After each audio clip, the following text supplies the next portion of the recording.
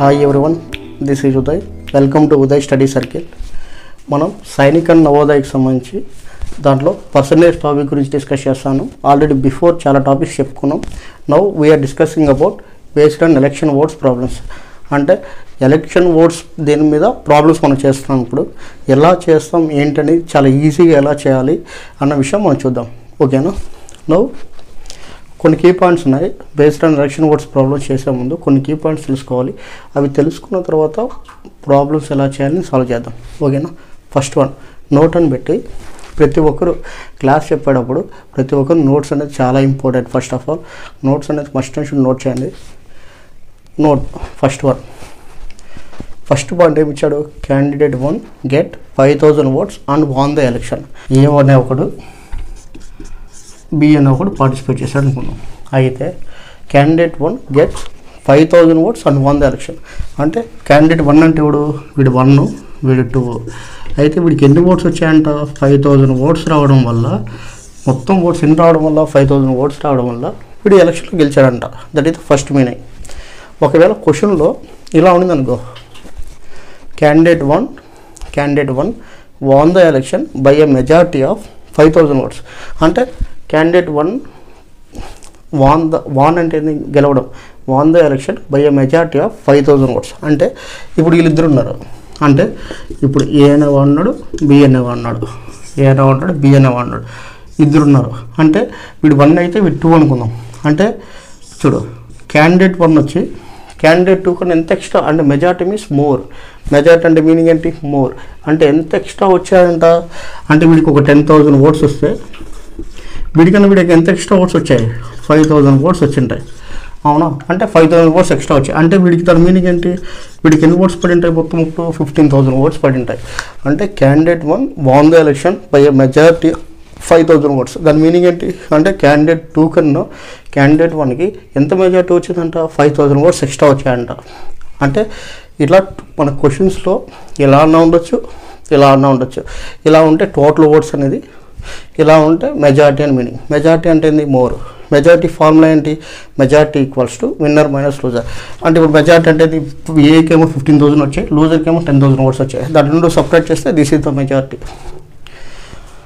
మనం టోటల్ ఓట్స్ని ఎప్పుడు కూడా పర్సంటేజ్లో కన్వర్ట్ చేసుకున్నప్పుడు 100%కి ఈక్వల్ చేసుకున్నాం. టోటల్ ఎలక్షన్ ఓట్స్ని ఎన్నైతే పోల్ అవుతాయో, పోల్ అయిన ఆ ఓట్స్ని మొత్తం దేనికి ఈక్వల్ చేసుకుంటాం? ఇన్ పర్సంటేజెస్లో 100%కి ఈక్వల్ చేసుకున్నాం.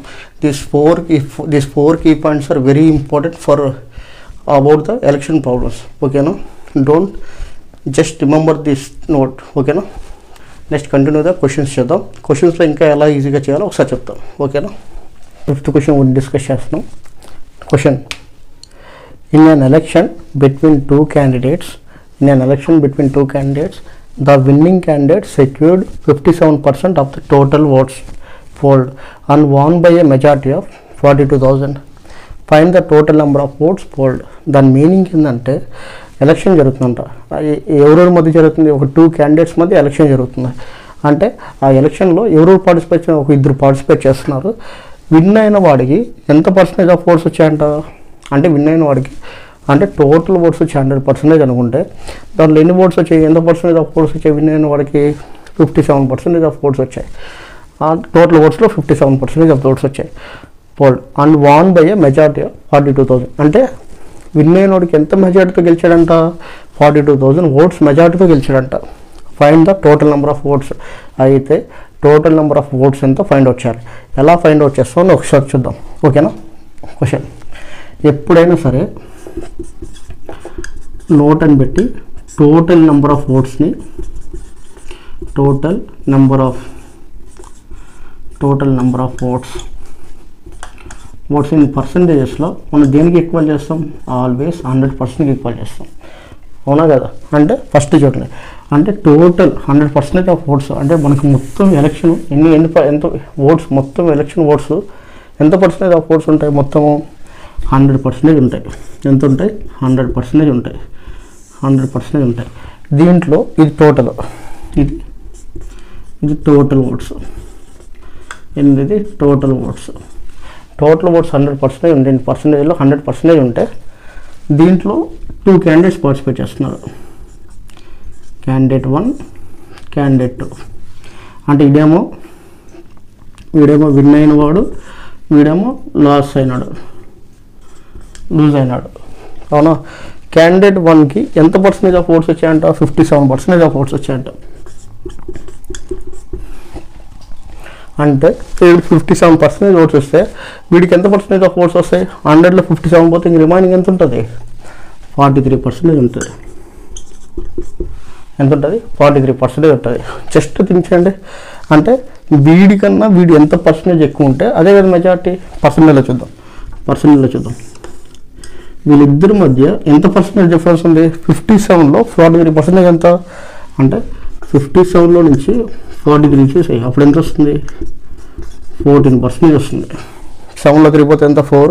5లో 4 పోతే ఎంత? 1. అంటే వీళ్ళిద్దరి మధ్య పర్సెంటేజ్ ప్రకారంగా చూస్తే ఎంత పర్సెంటేజ్ ఉంది? మెజారిటీ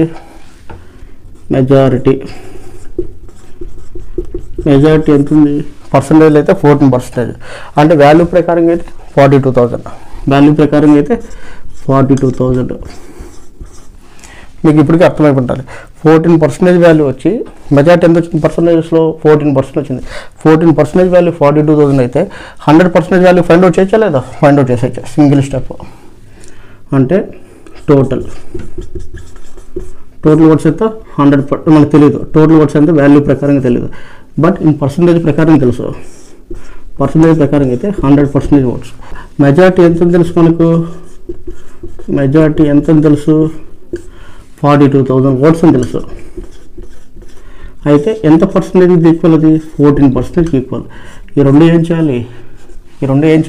క్రాస్ మల్టిప్లై చేయాలి. క్రాస్ మల్టిప్లై చేస్తే ఎంత వస్తుంది? చెక్ చేయండి. చెక్ చేస్తే x × 14 = 42,000 × 100. క్యాన్సిలేషన్ చేయండి. x = 42,000 × 100/14. 14 1 × 14 × 28, 14 3 × 42. అంటే 3,000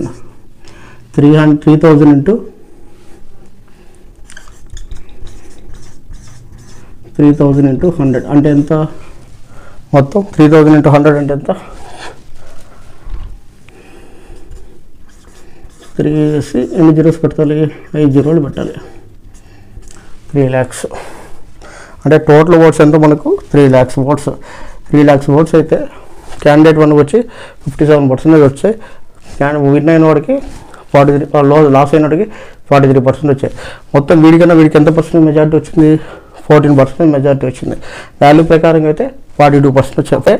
ఇలాంటి మోడల్స్ చాలా ఈజీగా చేయొచ్చు. మనకు ఒకే ఒక పాయింట్ తెలియాలి.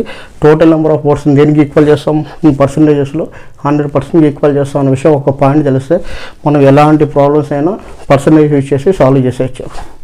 అంటే టోటల్ ఎలక్షన్ ఓట్స్ ఎంత అనుకున్నా నేను? 100% ఓట్స్ అనుకుంటే విన్ అయిన వాడికి ఎంత పర్సెంట్ వచ్చాయంటే 57% వచ్చాయి.